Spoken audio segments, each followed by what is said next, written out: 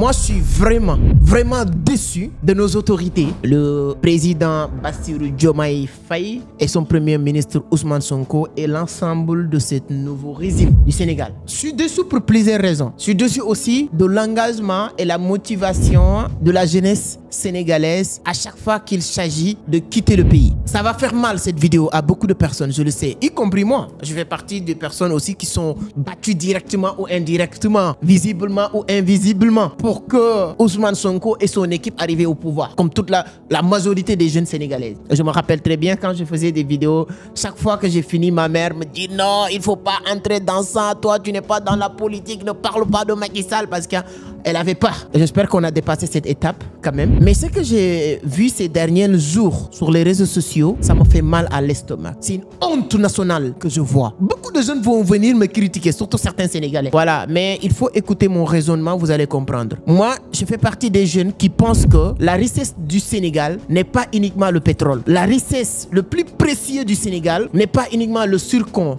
n'est pas uniquement l'or, mais la richesse du Sénégal le plus précieux, le plus important de l'Afrique d'une manière générale, c'est sa sénèse.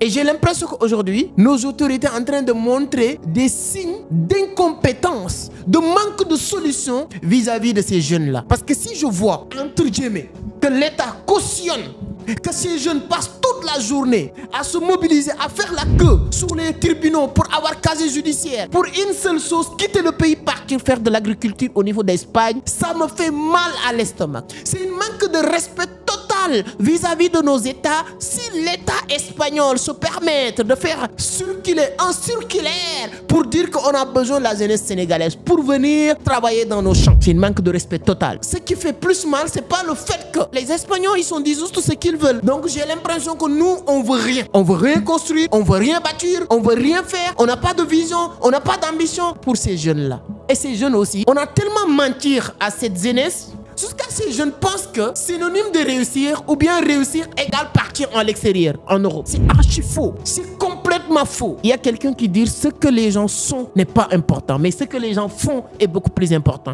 Et aujourd'hui, nos autorités, ils sont dans l'exercice. Ils doivent passer à l'acte sur chaque situation qui concerne notre pays, surtout la jeunesse sénégalaise. Si je vois, je ne peux pas dire que l'État a cautionné à 100%, mais s'il regarde sans rien faire, on peut pas. On dit que celui qui ne dit rien consent. Et tout ce qui n'est pas interdit est entre guillemets autorisé. Si les autorités de mon pays voient sur les réseaux sociaux, sur Internet, cette honte nationale, parce que le message qu'on est en train de renvoyer partout dans le monde, c'est que la jeunesse sénégalaise en a marre. Ils sont leur ras-le-bol de leur propre pays. Nous qui ont énormément de terre, de soleil, de l'eau, on a tout ce qu'il nous faut pour cultiver dans notre propre pays. Et quand je vois ça, ça renvoie de cette manque d'ingéniosité, vraiment cette manque d'expérience entrepreneuriale. C'est-à-dire qu'ils n'ont pas cet esprit entrepreneurial à développer certaines compétences rapidement. C'est-à-dire que si tu vois comment ces jeunes sont prêts à partir en Espagne uniquement pour cultiver, il n'y a rien d'extraordinaire. Et pour développer Espagne, créer l'autosuffisance alimentaire au niveau d'Espagne, payer tout ce qui est charge, sécurité sociale, etc. Payer des billets d'avion pour partir en Espagne. Donc c'est-à-dire que plusieurs secteurs à nourrir au niveau de l'Espagne. Et vous pensez que c'est nous qui vont être les gagnants? Non, nous sommes que les perdants. Pour construire un pays, il y a des principes. Ça peut prendre du temps, mais il faut nous donner, comme on le dit au Sénégal, ça c'est en Wolof, on ne demande pas grand-chose. On ne demande pas que nos autorités soient des messies. Nous, on n'a pas élu ces autorités. Je dis nous, c'est trop dire. Mais on n'attend pas que ces autorités deviennent des messies ou des extraterrestres. Mais on a besoin qu'ils montrent la voie. Un leader, c'est quelqu'un qui montre la voie. Et la voie, c'est à chaque fois qu'il pose des actes qui peuvent nous pousser. Certaines personnes vont venir dans cette vidéo pour dire que, ouais, que les gens me disaient que, je me rappelle très bien, je fais une vidéo, période de parrainage, qui a fait plus de 1 million de vues. Beaucoup de scènes ont repris cette vidéo où je faisais... L'objectif, c'est de passer un message en disant qu'on ne doit pas vendre nos cartes d'identité pour les parrainages, mais on doit parrainer la personne qu'on pense que c'est la bonne. Et je prenais le bracelet Pastef en pensant que c'est la bonne. Donc, je n'ai rien contre, mais j'attends rien aussi. Mais ces autorités aujourd'hui, moi, je pense qu'on dit que, exemple, notre premier ministre Ousmane Sonko est talibé ou ami de Ser Saliou, le fils de Serigne Saliou. Moi, si j'étais à la place de ces autorités en tant qu'entrepreneur qui fait ce qu'on appelle branching mine, c'est-à-dire que réfléchir, si je vois ça, automatiquement, je vais aller parler avec Ser Saliou. Ces jeunes, ils sont prêts à aller cultiver au niveau d'Espagne. Mais pourquoi pas créer un génère si vraiment une scène de valeur avec ces autorités religieuses qui va convaincre, qui va faciliter, qui va motiver les jeunes à retourner dans les champs pour cultiver avec l'aide de Ser Saliou, avec ce qu'on est en train de faire de Helcom, avec ces jeunes qui sont prêts à partir gratuitement comme ça, ils pourront vraiment en moyen de temps atteindre l'autosuffisance alimentaire. Et même ces autorités doivent impliquer. Si j'aimais des gens comme Tchonia, c'est pas parce qu'il est politicien, c'est pas parce que c'est un grand entrepreneur. J'aime Tchonia, son parcours et tout, c'est un autre domaine. Mais le fait qu'il vient pour faire vivre l'agriculture, pour dire les gens, c'est pas parce que tu es un faux vaurien, c'est pas parce que tu n'as rien que tu es agriculteur. C'est parce que tu es quelqu'un d'intelligent, c'est parce que tu es quelqu'un que tu veux contribuer au développement de ton pays que tu es agriculteur. Donc c'est-à-dire que cette bonne image qu'il voulait donner. Et si aujourd'hui je vois, les gens ils sont prêts à se tuer, ils sont prêts à tout.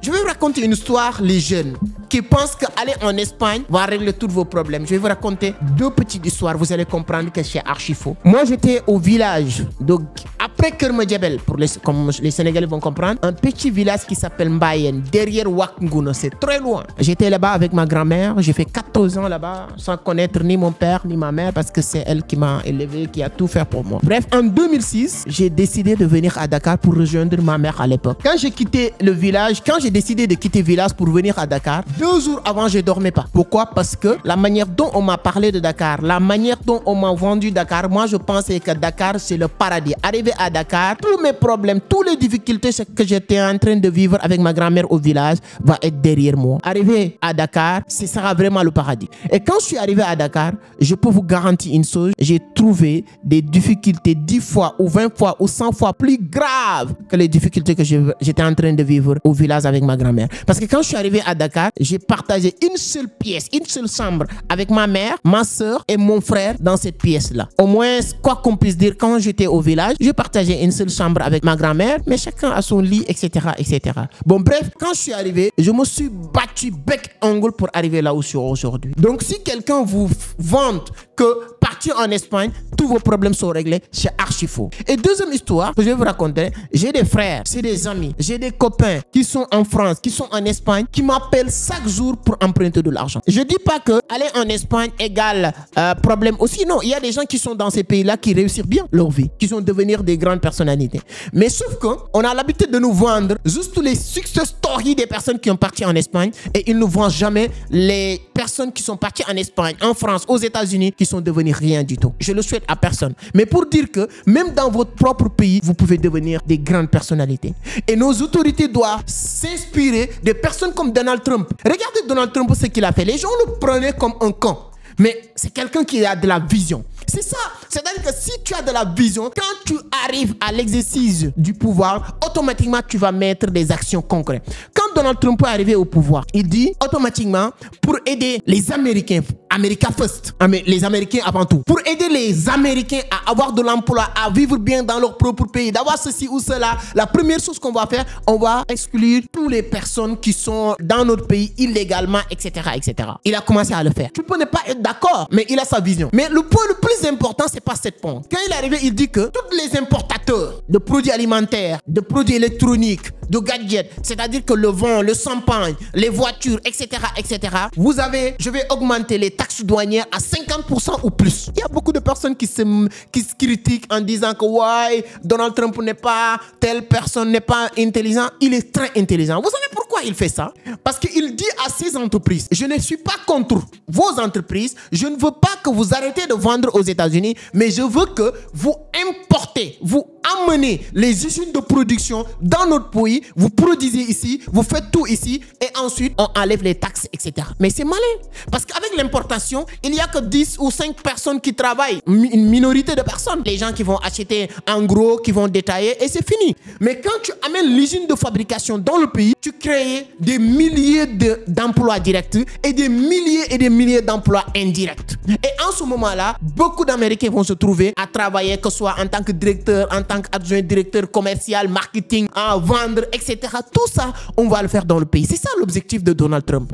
Mais si Espagne veut aussi que nous, nos jeunes, partir travailler dans leurs champs, on peut leur proposer ça en tant que... Voilà. Et pourquoi ils ne créent pas des sites, des conditions d'agriculture dans nos pays qui peuvent nous permettre de moderniser l'agriculture au niveau du Sénégal? Et on parle d'autosuffisance alimentaire depuis Macky Sall, depuis Abdoulaye Wade. Hein? On se rappelle de plans Guana, on se rappelle de beaucoup de plans. Mais jusqu'à aujourd'hui, rien. Parce qu'il n'y a pas cet esprit entrepreneurial dans nos États. C'est pourquoi les ingénieurs, les intellectuels, tout ça c'est bien. Moi, je suis souvent pour même les entrepreneurs qui veulent prendre le pouvoir, comme les Youssou N'Dour, comme les Bougane Gueye Dany, etc. Parce que ce sont des personnes qui ont cette ingéniosité de prendre 100 francs, de le multiplier à 1 milliard. De prendre une personne jusqu'à 1000 personnes d'emploi. Donc, c'est-à-dire que ce sont des personnes qui ont prouvé leur capacité. Cette vidéo n'est pas pour critiquer nos autorités, mais c'est pour leur alerter. Et je pense que ces autorités doivent vraiment aimer ces arts de choses. C'est-à-dire qu'avoir des personnes qui n'attendent rien de l'État. Moi, je dis souvent, ce qu'on doit attendre de nos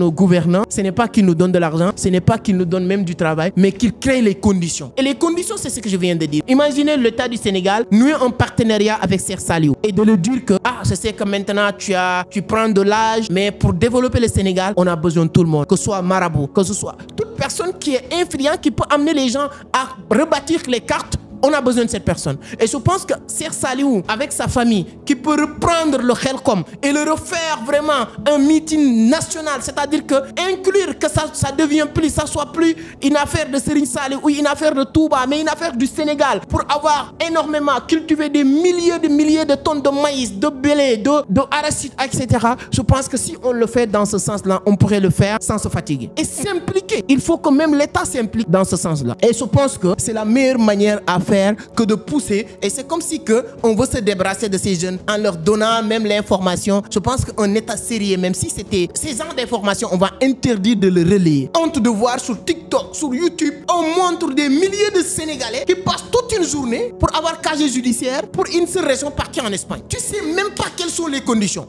Tu sais même pas qu'est-ce que tu vas aller faire là-bas. Maintenant, on parle plus des pirates, on le fait visiblement. Tout le monde est en train de nous voir dans le monde entier. Et les gens sont fiers de relayer ces informations. Ces jeunes vont venir ici pour me critiquer. Oui, parce que tu as ton travail. Oui, parce que les États-Unis, c'est un pays fort qui peut faire ça. Si tu penses que tu n'es pas fort, tu ne seras jamais fort. Si tu penses que tu ne pourras pas, tu ne pourras jamais le faire. Certains vont me dire que oui, parce que toi, tu as un travail. Oui, j'ai un travail. Oui, j'ai un travail. Mais c'est pas la raison qui m'a poussé à faire cette vidéo. Parce que c'est que ce qu'on a fait ou ce que j'ai fait pour avoir un travail, toute personne qui est prête à faire ça aura un travail. Ça, je suis convaincu à 1 million de %. Mais je ne me suis pas arrêté là. Je veux que cet État accompagne, créer un environnement propice, aide les gens, c'est-à-dire que mettre les moyens à la disposition pour que les gens puissent créer du travail facilement. Mais c'est ce message, vraiment, ces vidéos honteuses qu'on est en train de voir sur les réseaux me fait mal à l'estomac. Et je pense que les responsabilités sont partagées. Les jeunes, les parents, mais surtout nos autorités. Et on a porté beaucoup d'espoir sur ces autorités-là.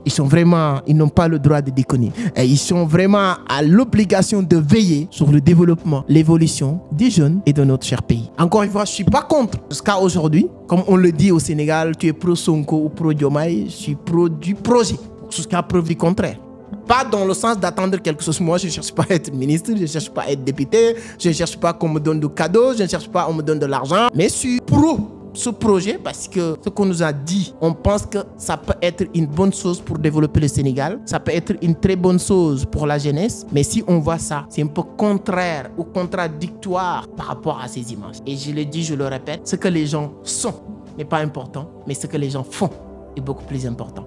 Espérons que le message sera bien entendu avec intellect et pas de l'entendre avec émotion, pas de l'entendre avec « Oui, moi j'aime Ousmane Sonko ». Quand tu dis Ousmane Sonko même n'a pas bien porté ses chaussures, tu viens insulter les gens. Si tu es ce genre de personne, je parle même pas avec toi parce que ton niveau est tellement bas que tu peux pas comprendre. Je parle avec les gens qui ont cette ouverture d'esprit de comprendre et je pense que tout dirigeant doit aimer ce qu'on appelle des critiques constructives. Et c'est dans ce sens que je fais cette cri de cœur Parce que je vois personne, je vois que tout le monde apprécie et c'est très mal dommage. Tu critiques ce que beaucoup de personnes apprécient et c'est dur parce que tu vas te retrouver seul. Mais comme on disait, n'aie pas peur d'être seul quand tu penses que tu as raison. Merci beaucoup, on se donne rendez-vous sur une autre vidéo. N'hésitez pas à donner, si moi je me permets d'ouvrir ma bouche pour donner mon point de vue. Qui suis pour interdire ou empêcher les gens de donner leur point de vue. Je suis très open. Donnez votre point de vue sur les commentaires si vous n'êtes pas d'accord, il n'y a pas de problème.